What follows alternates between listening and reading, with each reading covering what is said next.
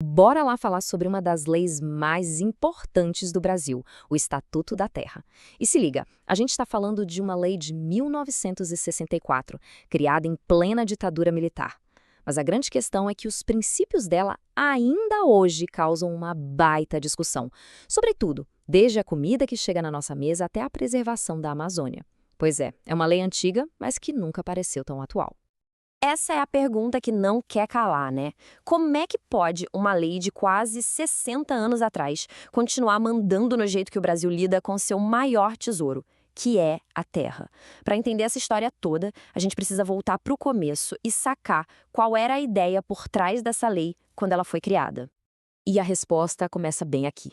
O Estatuto da Terra já nasceu com uma missão dupla. Pensa assim, duas tarefas gigantescas que até parecem ir para lados opostos, mas que no fundo formam a base da lei inteira. Entender esses dois pontos é o segredo para decifrar todo o resto. Logo no artigo 1º, a lei já entrega o jogo. Dizendo de forma bem direta, ela veio para organizar a casa no campo, para definir as regras para quem é dono de terra e para quem trabalha nela. Mas o como ela faz isso é que é o mais legal, e é o que nos leva de volta para aquelas duas missões. Olha só que interessante, aqui a gente vê os dois lados da mesma moeda. De um lado, a reforma agrária, com um pé forte no social, querendo distribuir melhor a terra e fazer com que ela produza. Do outro lado, a política agrícola, com foco em quem já é proprietário, em modernizar a produção e conectar o campo com a indústria. É dessa segunda missão, aliás, que nasce a raiz do que hoje a gente conhece como o poderoso agronegócio. A lei, então, fica tentando equilibrar esses dois pratos, o mundo da agricultura familiar e o da grande produção.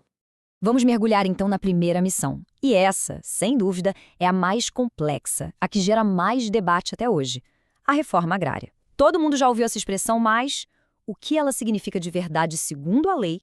A definição na letra da lei parece simples, né? Mas ela é muito poderosa. Reforma agrária não é só dar um pedaço de terra para alguém.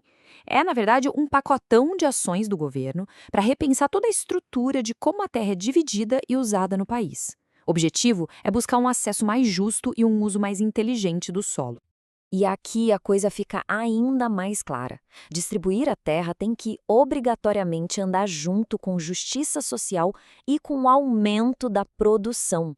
Pensa bem, não adianta só dividir por dividir. Essa divisão precisa gerar mais equilíbrio social e, ao mesmo tempo, mais riqueza e comida para o país. É uma mistura do social com o econômico. Certo. Agora a gente chega no conceito talvez mais revolucionário dessa lei. Uma ideia que, até hoje, causa umas discussões bem quentes, porque ela meio que vira de cabeça para baixo a nossa noção tradicional de ser dono de alguma coisa. Vamos falar da tal função social da propriedade. E aqui está o pulo do gato. De acordo com o Estatuto da Terra no Brasil, o direito de ter uma propriedade rural não é absoluto. Ou seja, não é um direito sem limites, ele é condicionado. Ele vem com uma responsabilidade enorme junto. A terra precisa cumprir um papel que seja bom para a sociedade inteira. Ok, função social, mas o que é isso na prática, afinal? Parece uma coisa meio vaga, né? Só que a própria lei foi bem específica e já desenhou direitinho o que isso quer dizer, para não deixar nenhuma dúvida no ar. E essa citação da lei mata a charada. A função social acontece quando a terra gera bem-estar para todo mundo que depende dela. Presta atenção, não é só para os donos, é também e com a mesmíssima importância para os trabalhadores e suas famílias. É uma visão que coloca as pessoas no centro de tudo. Traduzindo de um jeito ainda mais direto, a conta que a lei propõe é clara. A propriedade rural só está cumprindo seu papel se ela gera, ao mesmo tempo, riqueza e qualidade de vida para o dono e também trabalho digno e bem-estar para quem está lá no dia a dia. Uma coisa não pode existir sem a outra. É uma via de mão dupla obrigatória. Beleza. Para amarrar tudo isso que a gente viu, vamos resumir a essência do Estatuto da Terra em uma única ideia bem poderosa. O grande legado que essa lei de 1964 deixou e que continua nos desafiando até hoje. É isso. A grande mensagem é essa. Ter uma propriedade rural no Brasil não é só ter um bem material, um papel passado. É ter uma concessão com responsabilidades sociais. Ser dono de terra, não importa se é um pequeno agricultor ou um gigante da soja, significa ter um compromisso, por lei, com o bem-estar de todo mundo, com a produtividade e com a justiça. E a gente termina com uma provocação para a gente pensar.